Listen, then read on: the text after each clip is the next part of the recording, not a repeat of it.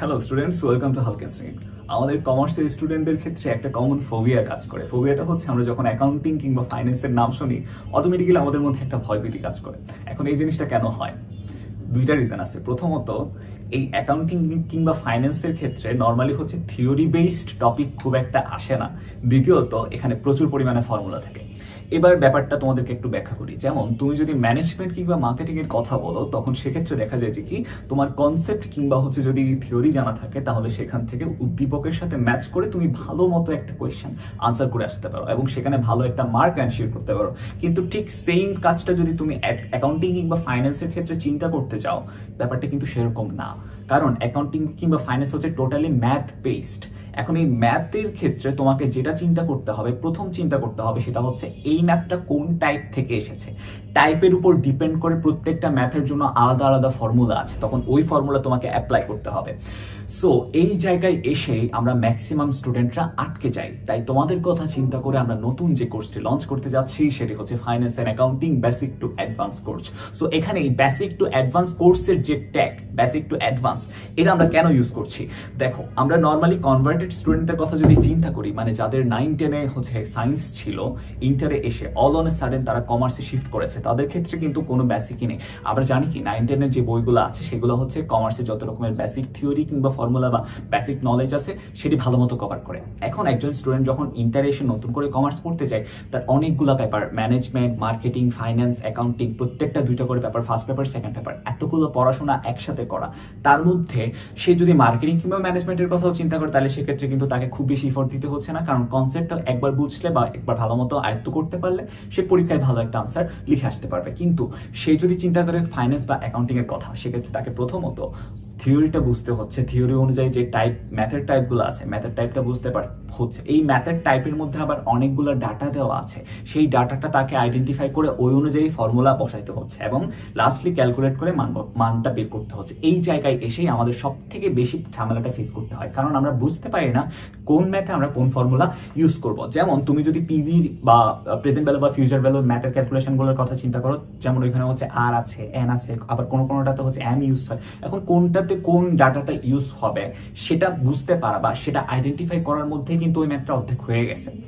এই টাইপের ম্যাথ বা টাইপ সিলেক্ট করে দেওয়া তোমাদেরকে, এই কাজটা হচ্ছে আমরা এখানের মধ্যে বা এই কোর্সের যে ক্লাসগুলো আছে সেখানে তোমাদের জন্য রাখছি। পাশাপাশি আর কি কি থাকছে? অ্যাকাউন্টিং কলেজ এবং বোর্ড কোয়েশ্চেন সলভ। তোমরা যদি বোর্ড কোয়েশ্চেনগুলোর দিকে তাকাও, আমি বারবার একটা কথাই বলি, সেটা হচ্ছে বোর্ড কোয়েশ্চেন ট্রেন্ড ফলো করে। কোন ট্রেন্ড? তারা হচ্ছে কোন একটা সিলেক্টেড টপিক কিংবা সিলেক্টেড কনসেপ্ট থেকে বারবার সেম টাইপের কোয়েশ্চেন রিপিট করে। এখন তুমি যদি একবার ওই কনসেপ্টটা কিংবা হচ্ছে ওই যে স্পেসিফিক টপিক, সেই টপিকটা যদি আইডেন্টিফাই করো, তখন সেখানেই যদি তুমি জোরটা দাও, সেখানে যদি ভালো মতো ইফোর্টটা দাও এবং ওই টাইপ বেসড ম্যাথগুলো যদি বারবার প্র্যাকটিস করতে থাকো, তখন আলটিমেটলি তোমার প্রিপারেশনটা সব থেকে ইফেক্টিভ হয় এবং তোমার অন্য 10জন ফ্রেন্ড থেকে একটু আলাদা হয়। আরেকটা কথা আমি বলতে চাই, আমরা যখন প্র্যাকটিস করি তখন হচ্ছে আমরা কোয়েশ্চেন ব্যাংক বের করি। কোয়েশ্চেন ব্যাংকের মধ্যে যে কোয়েশ্চেনগুলো আছে পাতার পর পাতা উল্টাতে থাকে এবং সলভ করতে থাকি। তখন দেখা যায় যে কি আমাদের সব থেকে বেশি টাইমটা ওয়েস্ট হয়। কেন? আলটিমেটলি তোমাকে সবার আগে যেটা করতে হবে, টাইপ ডিফারেন্সিয়েশন। টাইপ ডিফারেন্সিয়েশন মানে কি? তোমাকে বুঝতে হবে যে কোন ম্যাথ কোন টাইপের আন্ডারে পড়ছে। টাইপ বলতে আমি এখানে ধরন বোঝাচ্ছি, মানে হচ্ছে প্রত্যেকটা ম্যাথের কিন্তু আলাদা আলাদা ধরন আছে। যেমন PV, future value, present value, future ভ্যালুর ম্যাথগুলো একরকম, তারপর হচ্ছে ঝুঁকি, লাভ, ক্ষতি, মুনাফা, এগুলোর ম্যাথগুলো আরেক রকম। এখন কোন ম্যাথ কোন টাইপের আন্ডারে পড়ছে সেটা তোমাকে যদি আইডেন্টিফাই করতে পারো, তখন হচ্ছে তোমাকে জাস্ট একটাই চিন্তা রাখতে হবে যে ওই টাইপের মধ্যে কোন ফর্মুলাটা অ্যাপ্লাই করা যায়। ফর্মুলা তোমাকে গাদা মুখস্থ করতে হচ্ছে না। ফর্মুলার ব্যাপারটা হচ্ছে কি জানো? তুমি যদি ফর্মুলাটা একবার লিখো, মনে করো একটা চ্যাপ্টারের মধ্যে যতগুলো ফর্মুলা আছে, তুমি জাস্ট ফর্মুলাগুলো লিখলে এবং তোমার টেবিলের সামনে রাখলে, তখন যেটা হবে, তুমি যখন যাওয়া আসা করবা, যাওয়া আসার সময় যখন তোমার চোখে ওই ফর্মুলাগুলো পড়বে, তখন ইজিলি তুমি চিন্তা করতে পারবা যে হচ্ছে যখন তুমি ম্যাথ করবা, তখন দেখবা যে তোমার ফর্মুলাগুলো অটোমেটিক্যালি মাথার মধ্যে চলে আসছে। তোমাকে কষ্ট করে পরীক্ষার হলে বসে 5-10 মিনিট চিন্তা করতে আস্তে আস্তে, আচ্ছা হ্যাঁ এখানে এন হবে নাকি এম হবে, এইসব তোমাকে ভাবতে হচ্ছে না। অটোমেটিক্যালি তোমার টাইমটা ওখানে সেভ হয়ে যাচ্ছে। পাশাপাশি যখন তুমি পরীক্ষার আগের রাতে প্রিপারেশন নিবা, হাতে যখন সময় একদমই কম, তখন ওই টাইপ বেসড ম্যাথগুলোর থেকে একটা ম্যাথ করে যাও। জাস্ট ওই একটা ম্যাথ করলে তোমার 10টা ম্যাথের প্রিপারেশন হয়ে গেছে, কারণ আলটিমেটলি ওই একটা ম্যাথই ওই 10টা ম্যাথকে কিন্তু রিফ্লেক্ট করে। বা আমি যদি বলি ওই 10টা ম্যাথের রিফ্লেকশন কিন্তু তুমি একটা ম্যাথেই পাচ্ছ। কাজে তোমাকে এত কষ্ট করে এত টাইম ওয়েস্ট করে 10টা ম্যাথ করতে হচ্ছে না যদি তুমি ওই টাইপের একটা ম্যাথ সলভ করে যাও। সো এই ধরনের টাইপগুলো আমরা তোমাদেরকে এখানে আইডেন্টিফাই করে দিব। পাশাপাশি দেখো এখানে হচ্ছে আমরা তোমাদের জন্য এমসিকিউ কনসেপ্ট ক্লাস রেখেছি। এখন এমসিকিউর কনসেপ্ট ক্লাসটা কেন ইম্পর্টেন্ট, এমন অনেক ম্যাথ আছে যেগুলো দেখা যায় যে হচ্ছে তোমার এমসিকিউ তো আসছে, পাশাপাশি হচ্ছে সিকিউ তো আসছে। এখন একটা সেম ম্যাথ, মনে করো অনেক বড় ম্যাথ, সেটা যদি হচ্ছে তোমার এমসিকিউ তো আসে, তখন কিন্তু তোমার এত সময় নাই যে সময় ধরে ধরে বসে বসে হচ্ছে প্রথমে ডাটা লিখলাম, তারপর হচ্ছে ফর্মুলা বসালাম, কোন ফর্মুলার মধ্যে কোনটা পড়ছে সেটা আইডেন্টিফাই করলাম, তারপর হচ্ছে গিয়ে ম্যাথ করলাম, ম্যাথ করা শেষে হচ্ছে বৃত্ত ফরওয়ার্ড করলাম। এত সময় নেই। এমসিকিউর ক্ষেত্রে দেখা যাবে যে কি তোমার 30টা এমসিকিউর জন্য তোমার জাস্ট সময় থাকছে কতক্ষণ, হয়তো বা দেখা যাবে যে 30 মিনিট। এখন একটা এমসিকিউর জন্য পার এমসিকিউ তুমি সময় পাচ্ছ হচ্ছে 1 মিনিট। ওই 1 মিনিটের মধ্যেই তোমাকে ঠাস করে মাথার মধ্যে আনতে হবে যে কোন ফর্মুলাটা তোমার এখানে খাচ্ছে। ওই ফর্মুলাটা অনুযায়ী তুমি জাস্ট ফর্মুলা বসায় ফর্মুলার মধ্যে হচ্ছে তুমি মানগুলো বসায় দিবা এবং আনসারটা ওইখান থেকে বের করবা।